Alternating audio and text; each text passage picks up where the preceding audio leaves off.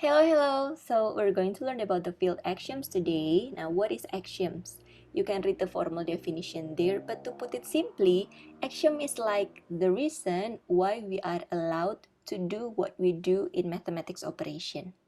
Now we have the 11 special axioms that apply to addition and multiplication of real numbers, and those are what we call as the field axioms. Let's begin with the first one, closure. So before I begin, if you see braces like this, it is a symbol for set. So I'm going to read it as set of real numbers. Nah, when I say the set of real numbers is closed under addition and multiplication, this is what I mean. Take two numbers randomly from the set of real numbers. If I add these two numbers, let's say the numbers are x and y, if I do x plus y, the result will still be real numbers. And then if I do x times y, the result will also still be a real numbers. That's what it means by closed. Think about it this way. If male shark and female shark are together, they will have a unique baby shark. The baby won't be baby monkey out of sudden. Now, in another word, we cannot get an answer out of the set when we perform operations using the number in the set. Now, let me make it clearer for you to show you what's not closed look like, because this closed example is pretty clear, yeah? Okay, so here's one example, set A, where the elements are 0 and 1 only. And I will say set A is closed under multiplication. Why? Because whenever I multiply the elements of the sets, the result is always the member of the set. The result is 0 and 1. Both are inside the set. But set A is not closed under addition. Why? Because when I perform the addition operation here, yeah, 0 plus 1 is still 1. But what if I do 1 plus 1? The result is not an element of set A. So this is not closed. But back again to our field axiom, when it is the set of real numbers, x plus y will be real numbers, x times y will be real numbers. I hope it's clear enough, yeah? Let's go to the next one. The next one is commutativity. There's a chance if you visit Jakarta, you get to ride KRL commuter line. What does a commuter do? It exchanges places back and forth. Go from one station to the next station and then go back to the first station and so on. Well, commutativity is actually a Latin word, commutare, which means to exchange. So remember commuter, remember exchanging places. Here's the definition. Addition and multiplication of real numbers are commutative because if I pick two numbers, any two numbers from the real number set, and then I do x plus y, I will get the same answer when I do y plus x. I exchange the places. And when I do x times y, it is equal to y times x. Well, we can clearly see this in example, yeah? 2 plus 3 is the same as 3 plus 2. 5 and 5. This is commutative. But what's not commutative? For example, division. When I do 10 divided by 4, is it equal to 4 divided by 10? No. So division is not commutative. If you think about other operation, like subtraction, exponentiation, those are another example of operations that are not commutative. Okay, the next one are associativity.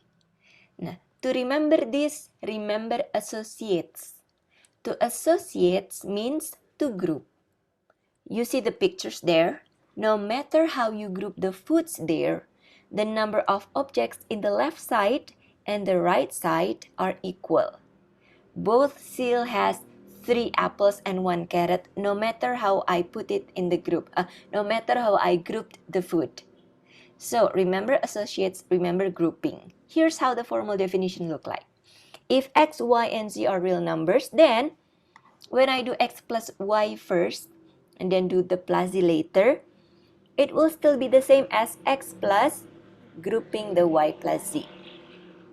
And multiplications are also associatives. No matter which one you do first, it will give you the same answer. Example of associativity.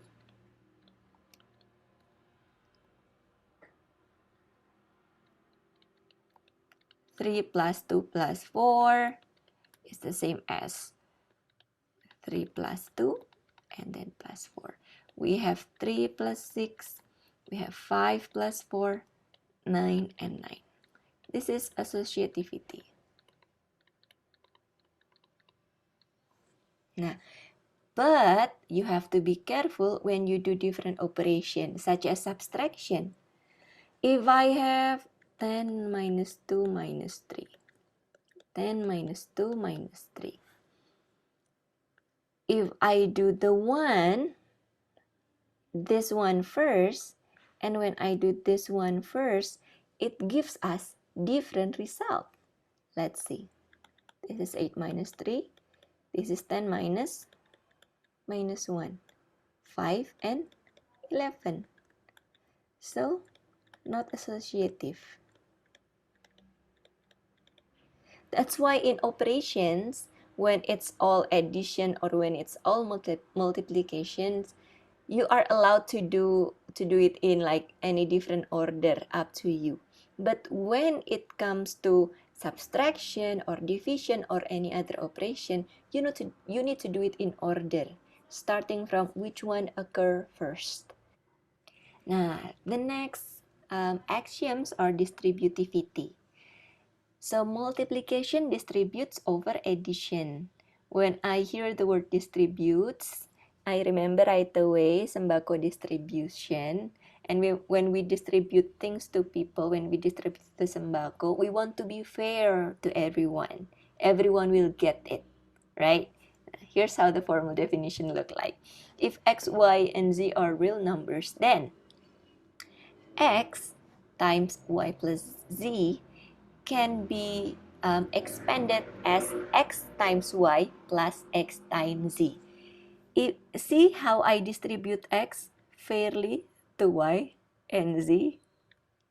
Remember distributions. Remember distributing fairly. So x, y plus x, z. Example, if I have 2, then 5 plus x, then I can make it 2 times 5 plus 2 times x. This is allowed. However, multiplication does not distribute over multiplication. Meaning, if I have 2 times 5 times 3, I cannot make it as, this is not allowed, 2 times 5 and then times 2 times 3. Cannot. No. It is forbidden. You can check, yeah?